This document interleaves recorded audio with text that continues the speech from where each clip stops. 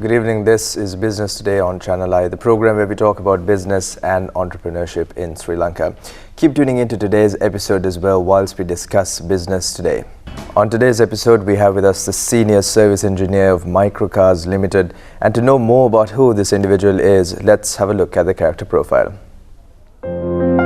Shehan Tissera is an automobile enthusiast, race car driver and trainer with more than a decade of experience in the automotive industry.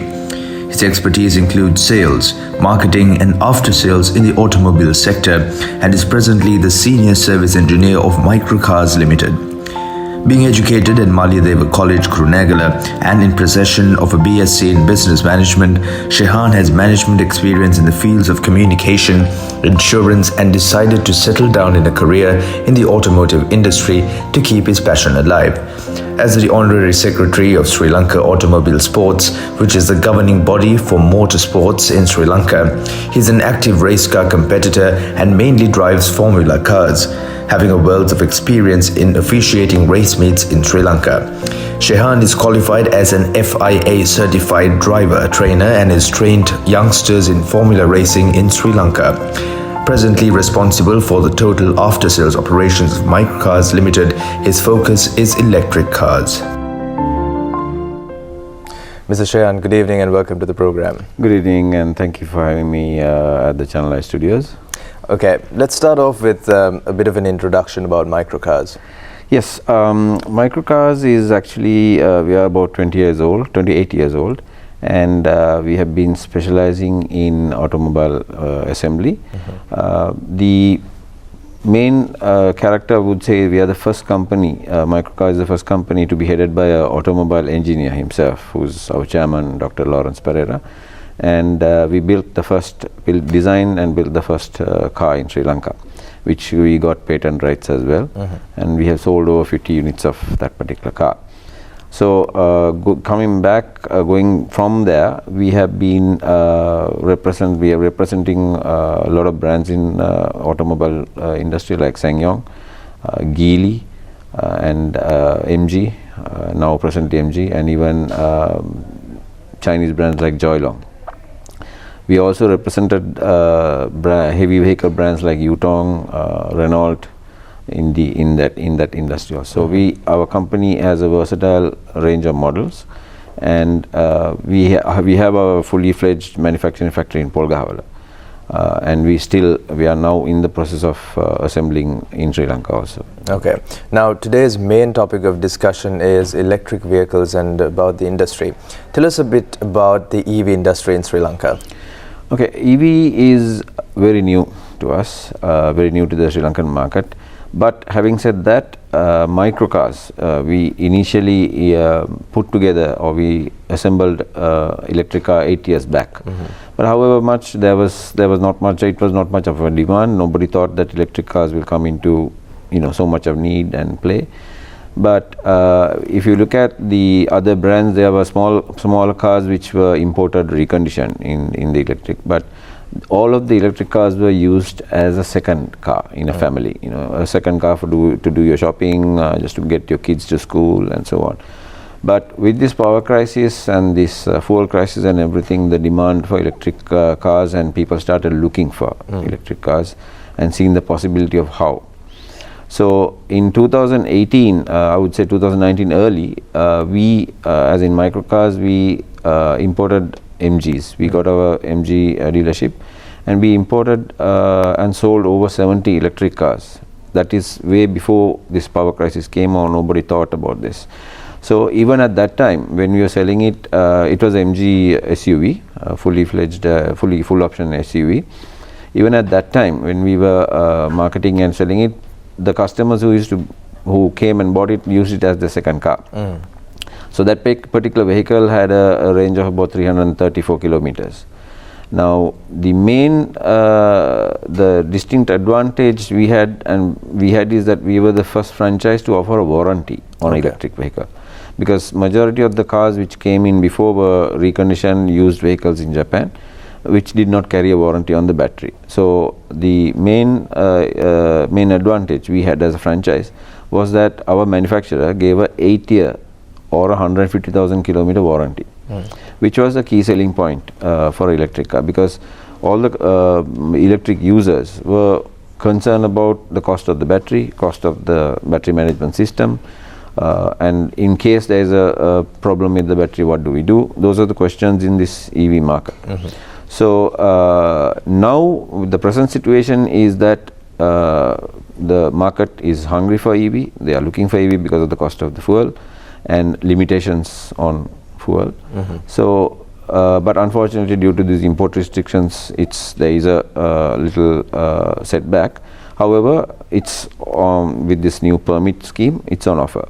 So electric cars can be imported with this foreign remittance permit, but it's just the service that is more important, service and the charging.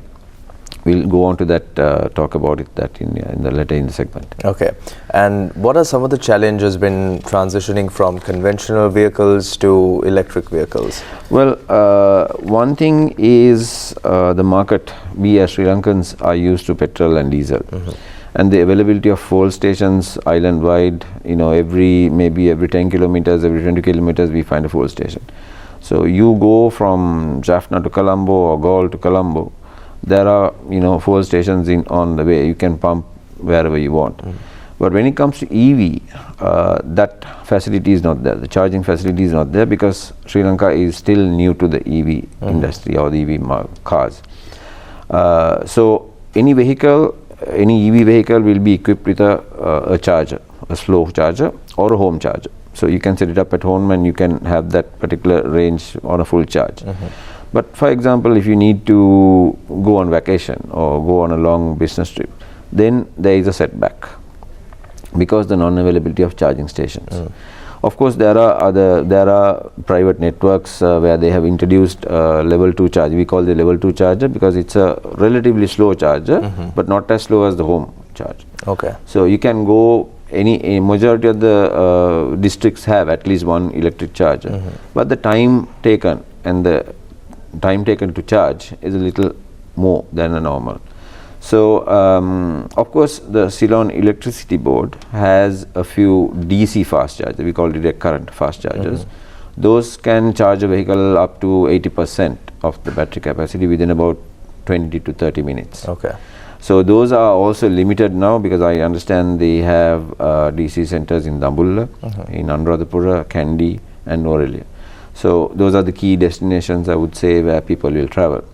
But to get back to your question, the biggest setback is charging stations. Okay. And also the after sales support. Now that's why you need to have a proper after sales support because maintenance on an electric vehicle is not very high or high in cost or as complicated as not, I would say not complicated, but not high as a petrol or a diesel vehicle. Okay. But about 70% of the vehicle is electric and electronic, obviously, and there is a 30% components of which are mechanical. So maintenance, you would have to have a lot of trained technicians, and it's a risky when you're doing a maintenance on an electric car. There is an element of risk. So we need to have protective gear. There are special tools which needs to be used, and there are also scanners which used to be used. Sometimes there are online platforms where we need to connect the vehicle to the manufacturer in the factory. Okay. So after sales is the most important thing in this, and of course the charging stations. Right. Now you mentioned two types of chargers, level 2 and DC chargers. How does that compare with some of the chargers we see in foreign countries? Is there like a wide spectrum of these types of chargers? Or? Yes, if you look at the UK market, the same MG which is in Sri Lanka is in UK as well. They have public charging stations, or they have a charger in a supermarket, or they have a charger in a public car park, as I said, or a hotel. So where you go, you do your shopping, you can just plug in the charger, just pay the amount of an app or a card, and then you go and do your thing and come back. Okay. Now similar charging stations are available at the Southern Highway, where there are I think about 3 or 4 chargers, right, and also at the exit points. So those are actually level 2 chargers which are charging. You can top up. I would say you can just top up the amount you have spent. So we need to have, if we are to look at future of EV in Sri Lanka, we need to have those charging stations of different capacities in key locations. Right. That's the main thing.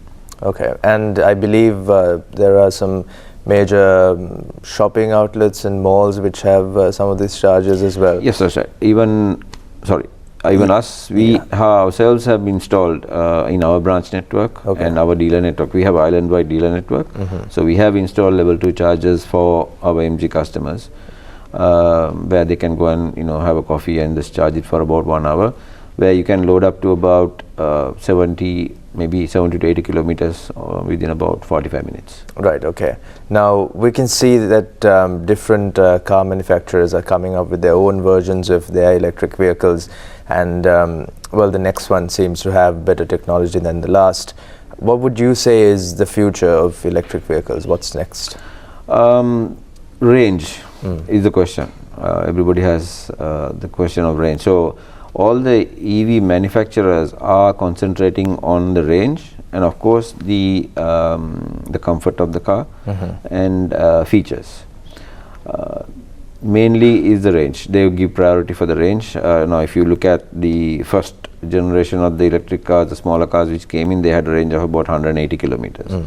Now that had doubled in 2019, 2018, 2019. It doubled to about 300. Okay. Now we are talking of 500, 400 kilometers, 500 kilometers. That type of range. Right. The future has to be long range and to charge the battery in a shorter time and have a long range. That's the future, I would say. Right. Okay. And what are some of the drawbacks of electric vehicles?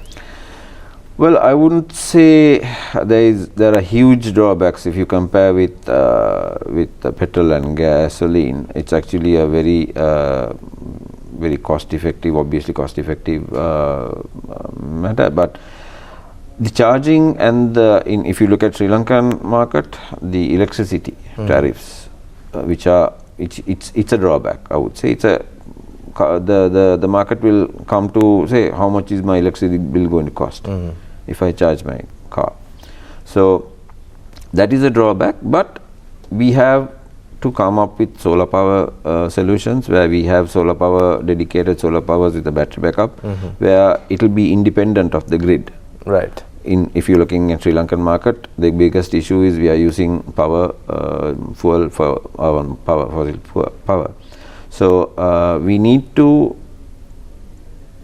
get in solar and have the car charging system independent of the grid, so the national grid doesn't get loaded up even if we sell 1,000, 2,000 cars.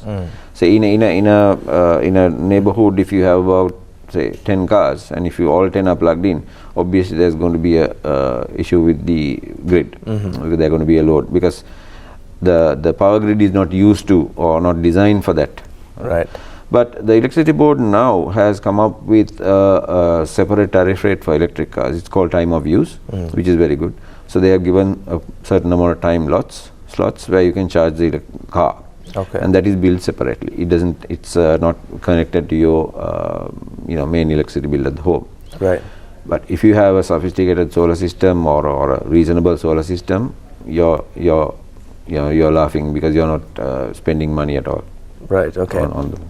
And some of these foreign countries which have really developed their EV game and majority of their vehicles are EV, do you think they have some sort of technology that we too can implement in Sri Lanka? Well, the charging, as I mentioned earlier, solar needs to come in, yes. But technology-wise, it's the same. I mean, it's the same car which comes to Sri Lanka, which will go to UK market or the Australian market or any other market. But the usage, the discipline in using an electric vehicle is very different from using a petrol and diesel vehicle. You need to plan your journeys, you need to have an idea of how much energy you are consuming while driving, whether you are going to use AC all the time or whether you are going to stay idling all the time. I mean, we have a tendency of when you go to a supermarket, you just have the AC running until somebody does the shopping and comes back, or a school run until your kid comes in. We stay on AC. So those those little things consume energy, of course, because the AC system, everything is run on the battery and the battery current.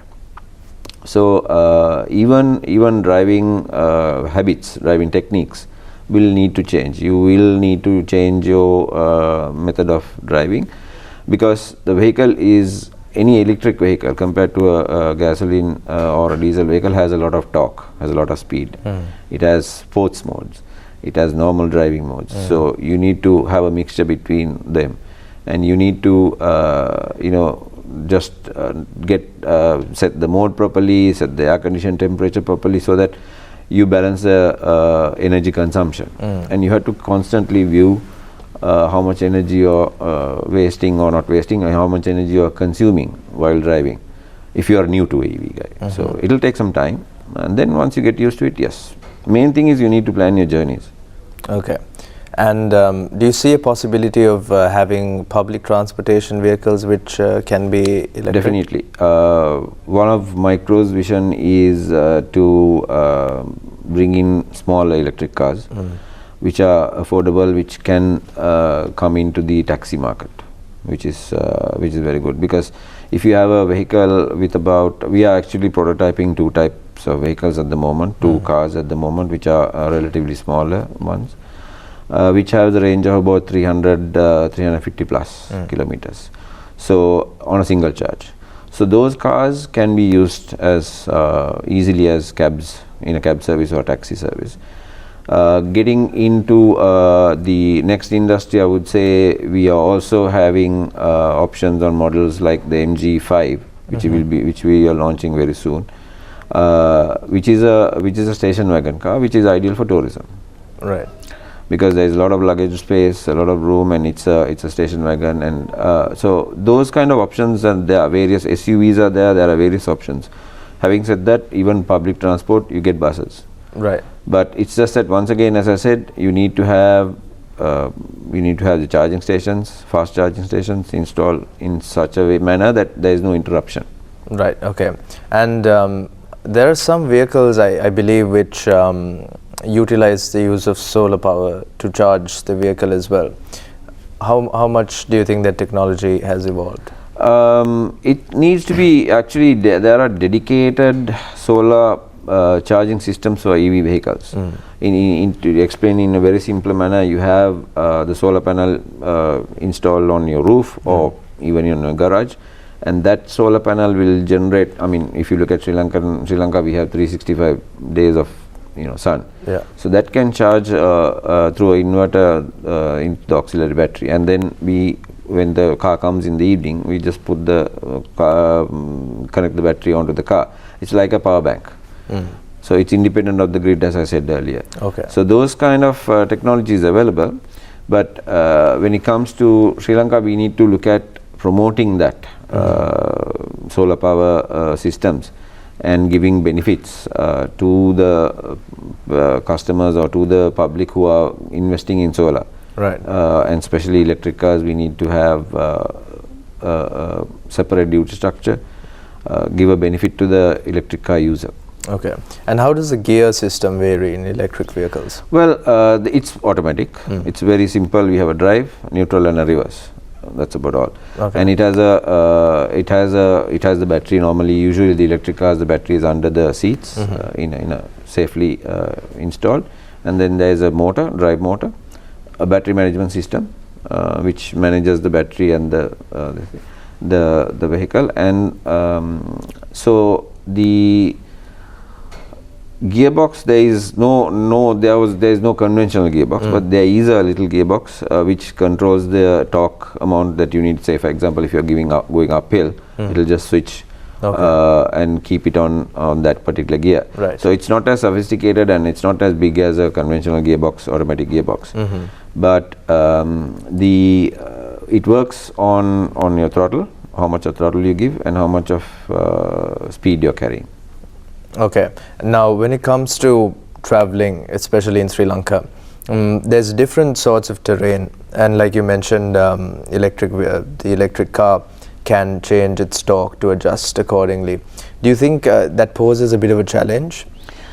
Yes, that's why you need to, if you're buying electric car, if a Sri Lankan customer or in Sri Lanka is buying electric car, first you need to assess what you're going to use the car for. See, there are cars with high torque and a long range where you can go, out of Colombo into places like Norelia, that type of thing. Then there are cars which have lesser motor power, where it's geared to do on, say, for example, city running. Things like that. So you need to, know exactly what you're going to use this car for. Right. So if you buy a smaller city car and if you decide to go to Norelia with your whole family of about 4 or 5, it's a little impractical at that time when it comes to climbing. But it will go through, but you're consuming a lot of energy. So you need to, as I said, you need to think before you buy as to what I'm going to use this for. And then based on that, there are varied models available, from sports cars to SUVs to economical small cars. It's available. Okay. And when it comes to the batteries, how does that work? Do we have to import them, or is there a way we can develop our own batteries? Well, batteries, the manufacturer has it. I mean, the manufacturer has its own technology and the battery management system and all installed. So if there are instances where the battery needs to be replaced, there is a technology where the latest in the electric is that you, through a system or through a scanner, you identify the weak cells on each battery pack, and you replace only that particular cell. You don't need to replace the whole battery, the big battery pack. Right. So that technology is available, and we are in the business of get into the business of assembling electric cars in Sri Lanka. So then we will have that technology of replacing. We do at the moment actually, because we have some electric vehicles on the road. So we have that technology where we can import that particular cell only, and then replace it and charge it. So normally there is a thing called the SOH, which is the state of health of the battery, which is monitored at every service. So that's what I said in the beginning, that after sales service is very important, where we keep monitoring the health of the battery. And then normally if it comes below 70%, the charging and the efficiency comes below 70%, then we scan and find out which battery cells are weak, and then we replace. So it's, in time to come, it will be very cost effective and very cheap. But at the moment it's not cheap because of various pricing structures and so on. But that's how the technology on the battery is. Right. And what's the usual duration or the health, the longevity of the battery? It depends on the charging pattern you use and the temperatures you use. Normally the manufacturers, now our brands, we carry a 8 year or 150,000 kilometer warranty. So 8 years is a very long time for a vehicle. Yeah. And 150,000 kilometers may come up fast, but still the lifespan of the battery is 8 years, we can guarantee, because if the manufacturer is saying it's 8 years warranty, that means it will last. Okay. So and getting back to what I told before also, that the ability to change the cells is an advantage, so that the battery can, if there are issues with the battery, we can change the cells and we get it back to normal. Right. And what's the future of microcars? Well, future wise, we are looking at assembling electric cars, and hopefully the government will bring in the benefits for electric vehicles. And our main aim is to provide an after sales service for the electric cars as a franchise, so that the customers are very happy and they will continue to use it, and they are not worried. As long as there is a proper after sales service on an electric vehicle, they are not worried to buy a vehicle and run it on the road. Safety wise, I just wanted to think, but safety wise it's perfectly safe. There's absolutely no danger of getting electrocuted or anything of that nature, which is a myth. There are myths, but even in an event of accident, there are safety measures where the battery shuts down, battery cuts off, even a small collision in the front. If it comes to the level of the airbags coming out, the battery completely disconnects. Right. And it's immovable. And of course we have trained staff on how to recover an accident vehicle, Okay. that type of thing. Right. Well, thank you so much for your knowledge and insight into the EV industry and all about EVs. You're welcome. That was Shehan Tissera, the Senior Service Engineer of Microcars Limited. Thank you for being with us this evening. Thank you for having me at ChannelEye. And that concludes the question segment of Business Today. Up next, we have the market segment, so keep tuning in.